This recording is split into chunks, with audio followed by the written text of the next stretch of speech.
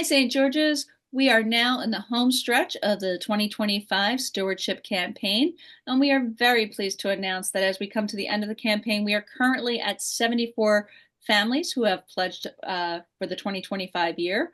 And our total pledges at the moment is $256,393. But there is still time to pledge. So please feel free to help us wrap up the campaign in a strong manner. But mostly we want to just say thank you for your support throughout the campaign and for your commitment to the parish. Father Joel? Yeah, well, I always tell everybody that pledging and stewardship is a spiritual discipline as much as anything else. And when I see the St. Georgians sort of jump in with both feet and get everything, get their houses in order, I know that it's their financial house in order, but it's also their spiritual house in order. So I think it reflects really well on the parish that we've done what we have at this point. Okay, so just for those of you who haven't pledged, if you're pledging online, remember you've got to go to two places. So here's St. George's homepage, stgeorgeschurch.org. You're going to want to go to the stewardship portal over here. And then you can, of course, print out a form, mail in pledge. So you can click here and mail in your pledge, or you can go to the online pledge. Super easy. It should already give your email address up top. Just say how much you want to pledge for the 2025 year, whether your contributions will be weekly, monthly, semi-annual, etc. Your preferred mode, check cash or online. And there you go. Once that happens, you'll also want to, and this is for those of you who have already pledged as well, you are going to want to go to Servant Keeper. So there's hopefully you saw that about 3/4 of the way down, there was a little link, and set up your pledge. So again, if you go right under the QR code, Servant Keeper, click on right there, and you should be able to get everything automated and set to go for 2025. So you should be in great shape. And it looks like, guys, we're going to be able to wrap this up by the Advent season. So very exciting, and we're very appreciative that so many of you have cooperated to get this pledge period completed for our finance committee, who meets this week, right? That's right. That's right. The wardens are meeting for the first time this week, and then early next week, the finance committee as a whole, then we'll meet with the vestry 2 weeks from now. So that'll be our first go over. So yeah, everything's in motion. Awesome. That is great. So before I let you guys go, I just had one more question for you. We next weekend, of course, is the first weekend of Advent, but also you're launching the Order of Saint Sebastian, which is I think a stroke of genius, a great example. If you can't beat them, join them, right? Can you explain to everybody what that is and what you hope the kids are going to get out of it? Sure. The Guild of Saint Sebastian, Saint Sebastian, the patron saint of athletes, died as a martyr under the Diocletian persecution in the late 200s or thereabout. Young man shot with arrows. But the idea of the Guild of Saint Sebastian is it's for all of our young people that have these other activities, these extracurricular activities that are really important to them. Like they really mean something. It's sort of like constitutes who they are. And so it's a way for us to show our kids this is, what you value is what we value. The things that are important to you are important to us as well. Well, at the same time, teaching them, sort of showing them that all of their activities are sort of wrapped up in their relationship with God. So if you are a member of the Guild of Saint Sebastian, for example, we'll have a little like 4x6 card, and it has a little prayer on one side of it, and then the Lord's Prayer. And that's for before your event, before your game, before your performance, before whatever it is, before the event, you say. And then on the other side, there's another one, very short little prayer, a little verse of scripture, God who can do more than we can ask or imagine. So something for them to do to sort of frame whatever their event is, within the frame of the church and thanksgiving for God. And then the other thing that they're going to do is they're going to come to church and they're going to tell us about it. They're going to tell us about how their stuff did. And we're all going to, the rest of the congregation is going to say, way to go. We're going to pray for them in the prayers of the people. We're going to pray for James, who has a swim meet coming up this week, and we're going to pray for Ryan, who is finishing his football season without any further injuries or anything like that. And then hopefully, we'll see what happens. But I'm hoping that maybe we can even get a couple folks who'll go to see some of those games and some of those performances. Again, the same idea, showing them that the church's interest is invested in them, not only for an hour on Sunday mornings, but their whole lives, the things that are really important to them. The church loves that about them too. So that's the idea about the Guild of Saint Sebastian kicking off this Sunday. That's awesome. I think the kids are really going to enjoy it. We later in this video, we talked to a couple of them about their sports and church, and I think you will be delighted by some of the answers that they give. Can't wait. Great idea. I really look forward to seeing where that goes. See it. And yeah. Well, Thanks. Thank you guys, and thank you everyone again for getting your pledges in a little bit early, and we look forward to spending some time with you this Christmas. Thanks, everyone. Thank you. We are heading into the last week of stewardship season. The plateau turned out to be a slight dip, and we are back on track with 74 pledges totaling $256,393. Thank you for all of your support, just $31,607 to our goal. In this week's stewardship video, we chat with Roberta Clements and Eileen Kammerer about why they are parishioners of St. George's. Then, in honor of the Guild of St. Sebastian, we talked to some of our older children about the extracurricular activities that they are involved with. And by the way, I keep calling it the Order of St. Sebastian in this video. That is incorrect. It is the Guild of St. Sebastian. Sorry about that.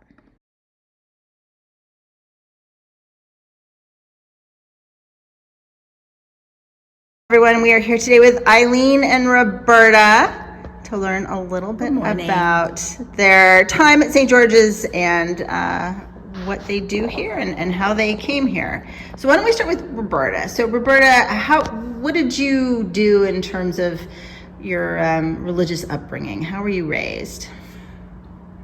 I was always actually two things. I was always a working mother, and I was always a working parish member. Mm-hmm. So I've been a vestry member for decades. I was rector's warden in 3 different parishes. Oh, wow. I was always a committee to the conventions in town. I was always actively involved in a parish. And at the pandemic, I was newly retired, newly widowed, and in a new town. So a whole change of life. Right. Yeah. So I was church shopping, as Episcopalians often do. And lucky me, when I came here for the first Sunday, a darling woman by the name of Mary Hobart. Yeah. Grabbed me, slipped a red bag into my hand, and said, "I'll see you at coffee hour." I was like, okay, that's my style. Yeah.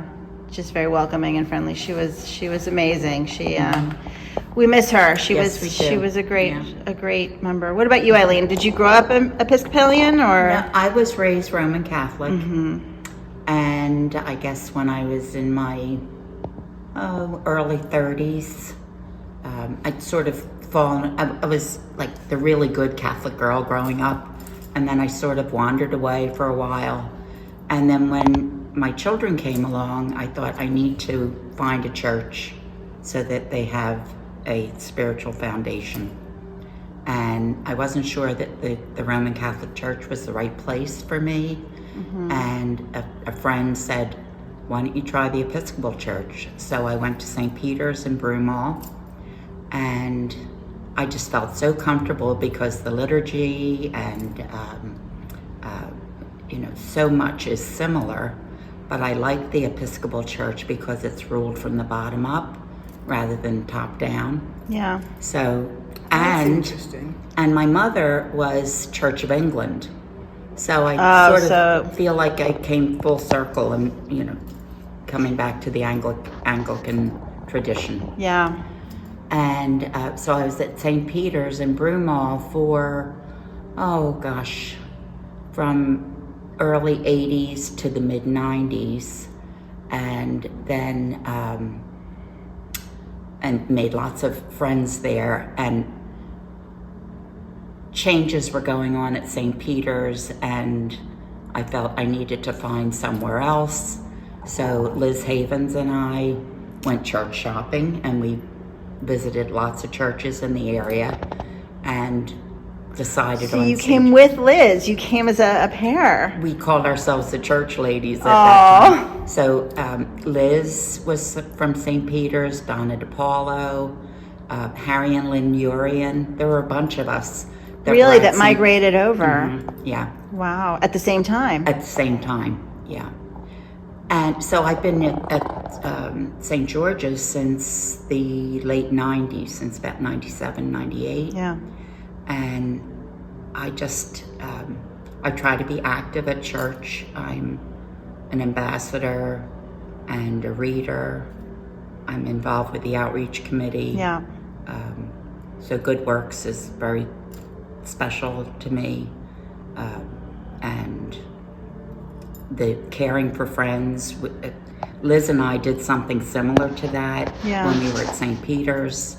And now, and then we were involved at St. Peter's with the providing meals at the Life Center in 69th Street, and then at 63rd and Market.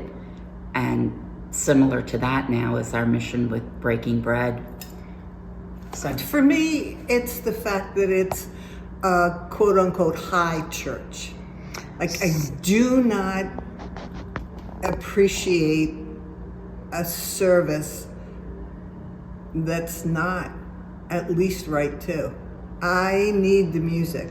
I grew up singing outside of church and in church, and I was always taught that every hymn is just a prayer. And so when I came here, and at that time we actually had paid professionals in our choir because choirs are desperately struggling in the Episcopal Church.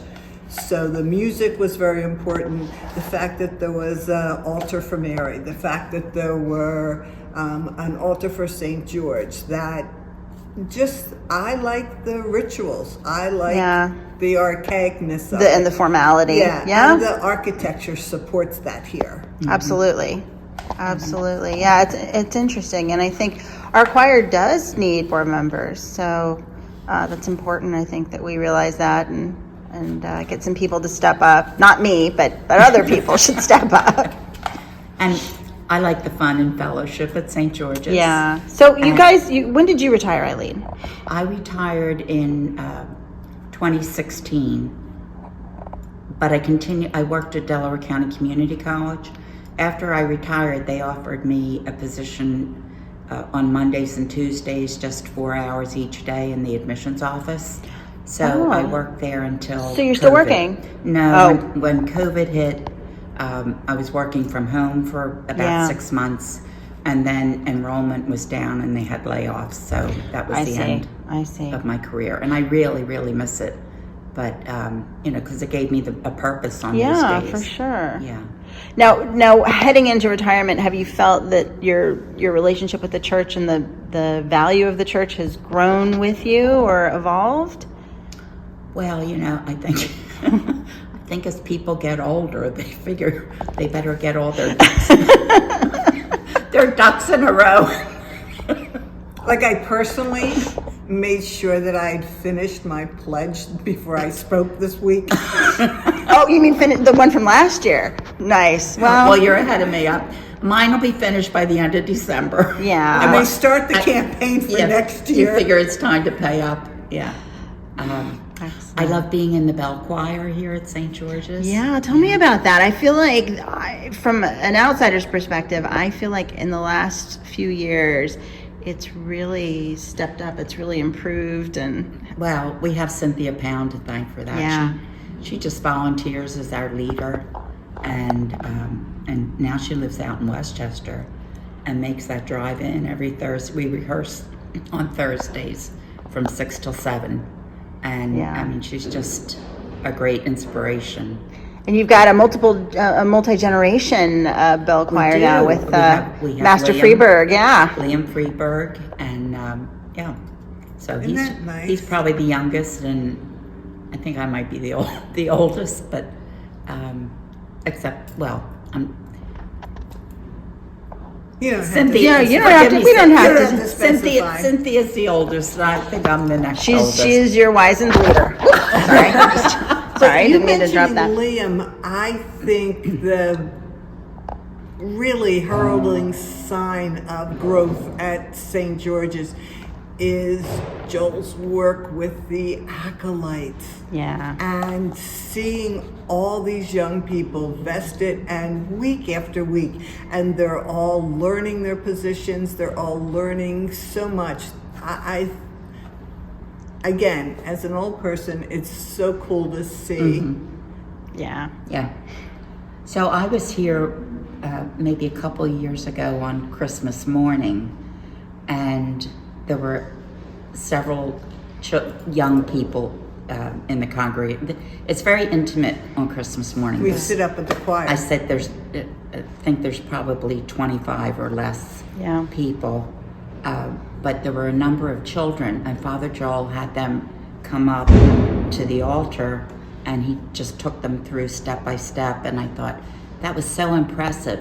Well, since that time, he has incorporated that fairly Regularly, often, especially in the summer, I think. Or maybe not in the summer. Yeah, I But think because the summer's less formal, right? So he has children come up with him at the altar. and it's special. Yeah.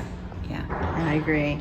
Well, ladies, one last question. Well, we're ending. We have musical accompaniment. So what is your sort of hope for St. George's in the future? What would you like to see? Well, I'd like to see growth, of Yeah. course. I mean, that's the number one thing. Yeah. And I'd like to see more diversity. I'd like to Oh. see people of color. Yeah. I'd like to see the LGBTB community represented. I think we don't represent our spirit as well if you're just looking at the physical things. Yeah, I mean, I think part of that is the Havertown. you're going to right. I agree with you. Yeah. Yeah, I wish there were more diversity. Well, so we here, hear that too, but- our LGBTQ friends, you are welcome. That's right. Yeah. Awesome. And I think that starts by inviting them, Well, right?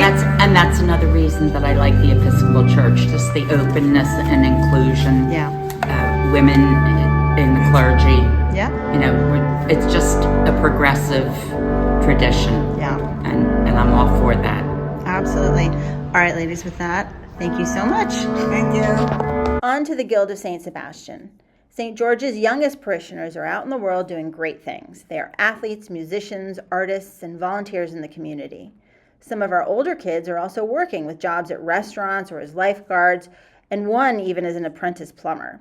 Lori Sweeney's son, KT, has embraced his passion for photography and has launched a sports photography business. I have linked his Instagram site in the caption. His work is impressive. Sometimes St. George's children even get to do things together. Last week, Ben and Xander's soccer team, the Smurfs, won the 12 and under Haverford Township Soccer League Championship after a final that went into multiple 5-minute extensions and ended in a shootout. Enjoy some images of our members of the Guild of St. Sebastian in action, and then we'll hear about some of their thoughts on their extracurricular activities and, of course, about church. Stop me, 'cause I'm having a good time, A shooting star leaping through the sky like a tiger, defying the laws of gravity. I'm a racing car passing by like Lady Godiva. I'm gonna go. There's no stopping me. I'm burning through the sky. 200 degrees, just why they call me Mr. Fahrenheit. I'm traveling at the speed of light. I wanna make a When it hatches from its shell, it gives a happy yell.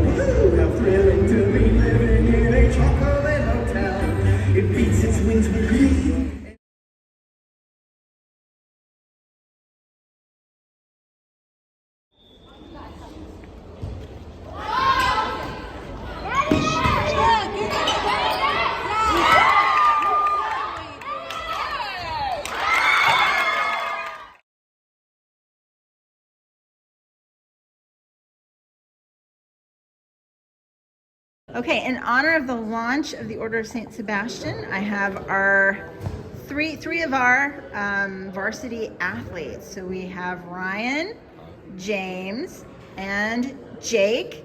Morgan is also a varsity athlete, but she is not with us right now. But these are three gentlemen who have really spent a lot of time in their athletic pursuits. So why don't we start with Ryan, then we'll go to Jake. James, we talked to you earlier. So Ryan, what have you been involved in as a kid and in high school in terms of your athletic interests? Used to play baseball, but now I'm just a football player. You're just a football player. Yeah, I'm just a football player. So why did you make that transition to football? Because baseball was really boring. Baseball was boring. And you'd end up stuck out in 95-degree weather while your pitcher can't get out. So you stand out in 95-degree heat and burning the turf for 30 minutes. And you made the switch like after your sophomore year, right? Actually, it was the start of my junior year, I think. I mean, yeah, end of sophomore. End of sophomore. And it's worked out well? It has. Excellent. You're happy and excited? Football is a much better sport. All right, there you have it. All right, Jake, so you are finishing up your senior year. Why don't you tell us about your sports history? I play lacrosse. I've been playing since third grade with like the township guys, and I've like had like the same coach through the whole way that's helped me through it. So it's been really fun, like sticking with the same group of guys the whole way. And now, why don't you tell us about what you're going to be doing for college and in college? And I'm going to Ithaca College to play lacrosse. Awesome. Yeah. So you're taking this all the way to your college. Yeah, I'm excited to keep it going. Really awesome. So I want to talk a little bit more broadly about what athletics do for your life. So why do you do it? What do you get out of it? I think you get a better work ethic. You Yeah. get physical fitness, mental fitness. You just become like a more well-rounded person. It's also fun. It's also fun. Yeah, for sure. What do you think, Jake? Like gives you something to work towards, you know, like setting goals and like trying to meet those goals, get better every day, because I feel like it's like no one's gonna be like the perfect player, so like it just gives something that like to like keep getting better every day at. How many hours a week do you guys work out or do something that is focused on your sport? I'd say for me, probably anywhere from 8 to 12. 8 to 12 hours a week. And what about you, Jake? I mean, depends like if we're in season or not for like a sport, Yeah, but that's true. I don't know, maybe like 10-ish hours a week. 10 hours a week. What about you, James? I'd say like all told over 20. But Over 20, I think because yeah. I do like endurance sports, it's a lot different. Like it's a lot. That's the trouble with endurance sports. You have to keep doing them. Yep. Not for me. Not for me. Now, you know, so often you guys will miss church, right? Because you have games, and in this day and age, Sunday is no longer sacred to the world at large. So you'll miss being with us some Sundays. But has church brought anything to your sportsmanship or your teams? Yeah, I think. I mean, we pray before every game, and I usually lead us in prayer on the sideline. So. Wait, at a public high school you pray? Yeah. Really? As long as the coach doesn't force you to, you're allowed to. That's interesting. And do you have, I had no idea, do you have kids of many faiths?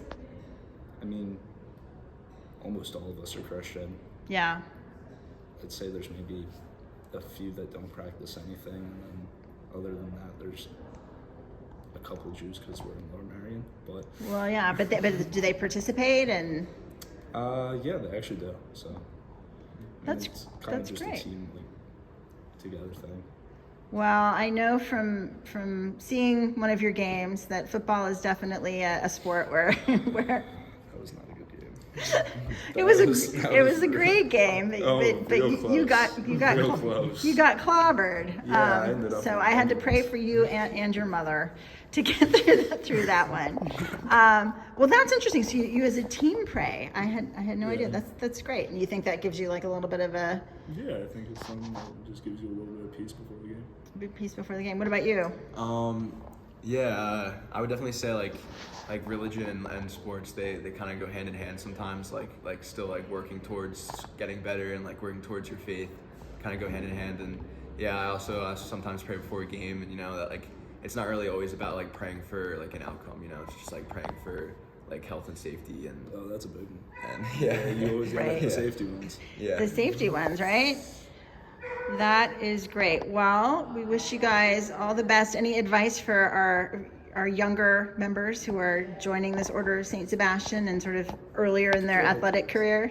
You should do. I feel like everyone should do a sport at some point. I feel like that's an important Why? approach. I don't know, just the discipline that comes with it and like the community. The discipline in the community. Yeah, I think there's like a sport for everyone. So I mean, just try everything, see what you like, and then Even if it's squash.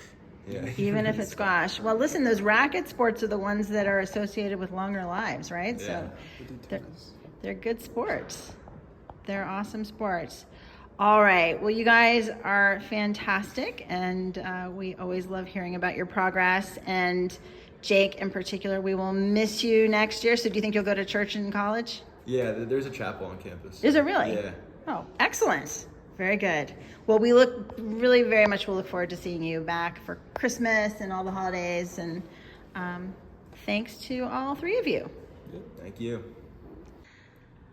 Okay, today we are here with three of our older acolytes, and we're going to talk a little bit about their extracurricular activities. So as you guys know, Father Joel is starting the Order of Saint Sebastian, which will help sort of celebrate everybody's athletic and other accomplishments. And you guys as older guys, we've got an 8th grader, right, and 2 high schoolers. So sort of at the end of their time in school and growing up and school sports activities, kind of want to hear about the sorts of things that you do, and then we'll ask you a little bit about how St. George's has entered into those things. So why don't we start with Liam, and then we'll move over. So Liam, I know you played basketball and you did all sorts of things. You're doing the bell choir now. What are your favorite extracurricular activities right now? Yeah, I enjoy doing bell choir. Makes me feel a part of the church and Yeah. with my community. I also enjoy playing golf and tennis with friends and my dad and just hanging out. Yeah. So tell me about golf and tennis. What do you like about those things? I like getting off of video games and being outside, enjoying fresh air. That's good. Helps me stay active. And those are 2 very social sports, right? Very social sports. Yeah. That's awesome. All right, Aiden, I wanted to talk to you about Scouts. So this is something that was really, really, it seems very important. So you want to tell me about the sorts of things you did with Scouts and what it's meant to you? Yeah, so I've been in Scouts since I was around 1st grade as a Tiger, and now I am Eagle Scout at age 15, but I'm 16 now. Yeah. So with Scouts, I've gone on camping trips, I've gone hiking, I've done backpacking, all sorts of stuff like that, and I've also learned valuable leadership skills in my life. So. That's awesome. And I understand that you were actually the chaplain was it for camp? For my Philmont trek in New Mexico, that is correct. In New Mexico. Yeah. That's amazing. So how did you decide to take that role on? So it came up that I was an acolyte, and then people suggested that I be the chaplain. So what did you do as chaplain? I kept up morale, I would say grace, things like that. Like at each meal and that sort of Yes. thing? That's awesome. So your acolyte training helped you in that way. Yeah. What was your favorite? So, my boys are not Boy Scout material necessarily, but I understand you do badges that gives you sort of training and expertise in different arenas, right? Mm-hmm. So what was your favorite of your badges? Ooh, I have over 30, so I have to think of that. Over 30, wow. I'd say maybe personal finance, because that's a valuable life skill that I think everyone Personal should have. finance, wow. Yeah, I could use that one. It is pledging season, so that is important. So personal finance, where did you learn that? Through Scouts, or through is there? Scouts, yeah, at school as well. There wasn't like a separate program. No. Interesting. Very cool. All right, James. So what are your favorite extracurricular activities? My main ones are cross country, swim, and I play the bass. You play the bass, yeah, which is fun. But I would say probably swimming is your main. Yeah. So what do you like about swimming? I really like the team. I'm on 3 swim teams, and especially like my summer team, I really enjoy. I have a lot of friends on all of them, and I just enjoy the sport a lot. I've done a lot of things, like I made Junior Olympics, and I'm varsity for my high school. And cross country, I'm not quite as good at it, but I really enjoy the team and the team aspect of it. And for bass, even just like church-wise, I've played in front of the whole church a couple times. Yeah.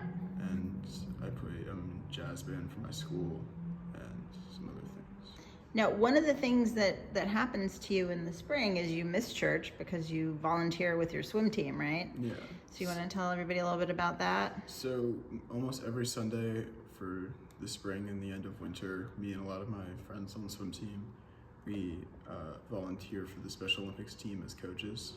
So takes up my Sunday.